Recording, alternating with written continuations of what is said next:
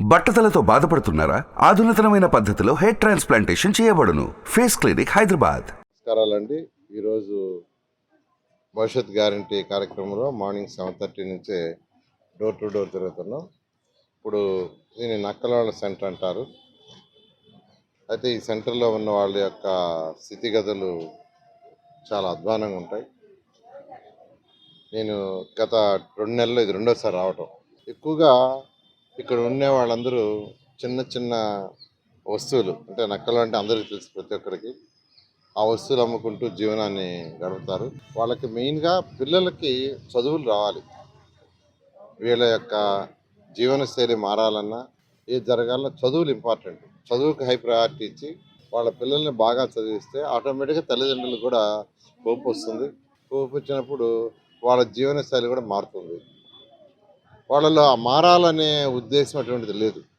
అంటే మనం పెద్దవాళ్ళం అయిపోయాం, మనం ఇంతే అనేది ఉంది. అది కరెక్ట్ కాదు. నేను అదే అందరికీ చెప్తున్నాను. ఫస్ట్ మీరు మారండి, ఆటోమేటిక్గా నెక్స్ట్ జనరేషన్ మారుతారని. అయితే ఇక్కడ పాపం టాయిలెట్స్ ఫెసిలిటీస్ కూడా లేవు. వీళ్ళెవరికి ఎక్కువగా మెజారిటీ కొందరు రేకులలో ఉండారు, కొందరు వచ్చి ట్యాచ్లలో ఉండారు, కొందరు వచ్చి టార్పాలిన్ పట్లు వేసుకొని ఉన్నారు. అయితే ఒక్కొక్క ఇంట్లో 2-3 కుటుంబాలు ఉన్నాయి.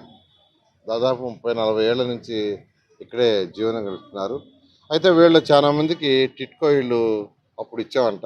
వాళ్ళే చెప్తున్నారు, సార్ టిట్కో ఇళ్ళు మీరు ఇచ్చారు, అప్పుడు 500 రూపాయలు మీరే కట్టారు, కానీ మాకు ఇవ్వలేదు ఇల్లు. ఆ రోజు మీరు 500 కట్టారు, కానీ మాకు ఇవ్వలేదు, వేరే వాళ్ళకి ఇచ్చారు. అది దారుణం. ఎందుకంటే ఫస్ట్ ప్రయారిటీ ఇటువంటి వాళ్ళకి ఇవ్వాలి. అంటే ఇక్కడ ఉన్న వాళ్ళల్లో ఒక కుటుంబంలో వాళ్ళ కొడుకు, కూతురు ఇలా 2-3 తయారైతే అదే ఇంట్లో ఉంటున్నారు. కనీసం వాళ్ళకిస్తే వాళ్ళు బయటకు పోవటం వల్ల అదే ఇంట్లో 3 కుటుంబాలు, 4 కుటుంబాలు ఉండే ఆస్కారం ఉండదు. ఖచ్చితంగా చేయాలి. టాయిలెట్స్ లేక పిల్లలు ట్రాక్ మీద పోతున్నారు. ఆ ట్రాక్ పైన ఉండే చిన్నపిల్లలు కాబట్టి రాళ్లతో ఆడుకోవటం అది సహజం. రైల్వే పోలీసులు కూడా కేసులు పెడుతున్నారంట.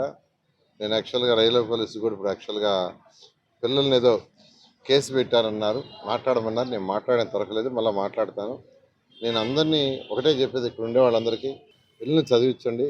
ప్రభుత్వం రాగానే ఈ కాలనీలో ఒక 40 ఇళ్ళే ఉన్నట్టున్నాయి తన ఏమో, ఆ 40 ఇళ్ళు నేను మళ్ళీ వచ్చి అధికారులు తీసుకొని వచ్చి డీటెయిల్గా మాట్లాడి అసలు ఈ స్థలం ఏంది, ఎవరి ఆధీనంలో ఉంది, ప్రస్తుతం ఎవరి ఆధీనంలో ఉంది, అంటే అది మున్సిపాలిటీనా లేకుంటే రెవెన్యూనా లేకుంటే ఏ డిపార్ట్మెంటు, అవన్నీ డిస్కస్ చేస్తాం. అదేవిధంగా బ్యాక్ సైడ్ ప్రతి ఇల్లు, ఈ పక్క ఒక పక్క తీసుకుంటే ప్రతి ఇంటి పక్కన వెనకాల కెనాల్ ఉంది సార్. ఆ కెనాల్ వల్ల భరించలేకపోతున్నాం, దోమలు భయంకరంగా ఉన్నాయి. దాన్ని ఒక్కటి చేయించండి సార్, క్లీన్ చేయించమంటున్నారు. క్లీనింగ్ అనేది ఒకరోజు చేస్తే జరిగేది కాదు.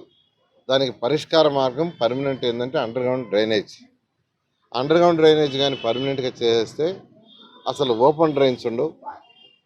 ఆ ఓపెన్ డ్రైన్స్లో నీళ్లు ఉన్నప్పుడు దోమలు ఉండవు. అదే నేను చెప్పాను, 2 నెలలు ఆగండి, ప్రభుత్వం రాగానే అండర్ గ్రౌండ్ డ్రైనేజ్ని పూర్తి చేసేది చేస్తాం, మిగిలిండే 10-15% కంప్లీట్ చేస్తామని చెప్పాను. ఇక్కడే కాదు, ఎక్కడికి పోయినా వాళ్ళు ఆ కాలువ చూపిస్తారు, ఆ డ్రైనేజ్ చూపిస్తారు.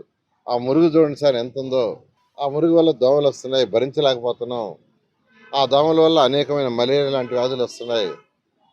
కాబట్టి అది క్లీన్ చేయించమంటున్నారు. క్లీన్ చేయించడం అనేది కావాలి, కానీ అది పర్మనెంట్ సొల్యూషన్ కాదు. దోమలు లేని నగరం కావాలంటే అండర్ గ్రౌండ్ డ్రైనేజ్ ఒక్కటే. దానికి మార్గం ఏంటంటే భూమి లోపల నెల్లూరు సిటీ మొత్తం లైన్లు వేస్తున్నాం 550 కోట్లతో. ప్రతి ఇంటి నుంచి కనెక్షన్ ఇవ్వాలి. ప్రతి ఇంటి బాత్రూమ్ నుంచి, టాయిలెట్స్ నుంచి, వంటగది నుంచి వచ్చే నీళ్ళన్నీ ఆ భూమి లోపల ఉండే పైపులు కనెక్షన్ ఇస్తే ఒక్క చుక్క నీరు సైడ్ కెనాల్స్లో ఉండదు, సైడ్ కాలువల్లో. అప్పుడు దోమలనే ఉండవు. ఖచ్చితంగా ప్రభుత్వం రాగానే దాన్ని టేకప్ చేస్తాం. అంతేకాని అనేక పనులు 2014-19 చేసాం, కొన్ని పూర్తి చేసాం, కొన్ని ఇంకా చేయాల్సినవి ఉన్నాయి. అవి 5 సంవత్సరాలు వీడు చేయలేదు. తెలుగుదేశం రాగానే ఫస్ట్ అవన్నీ టేకప్ చేసి పూర్తి చేస్తూ ఇల్లు లేని ప్రతి పేద వాళ్ళకి పిలిచి ఇల్లు ఇస్తాం. ఈసారి తెలుగుదేశం ప్రభుత్వంలో ఇల్లు లేని ప్రతి పేదవాళ్ళకి మేమే పిలిచి వాళ్ళకి ఇల్లు ఇవ్వటం జరుగుతుంది తెలియజేస్తూ, నేను ఎమ్మెల్యేగా కంటెస్ట్ చేస్తున్నాను. వేమిరెడ్డి ప్రభాకర్ రెడ్డి గారు ఎంపీగా కంటెస్ట్ చేస్తున్నారు. మా ఇద్దరిని అత్యధిక మెజార్టీతో గెలిపించండి.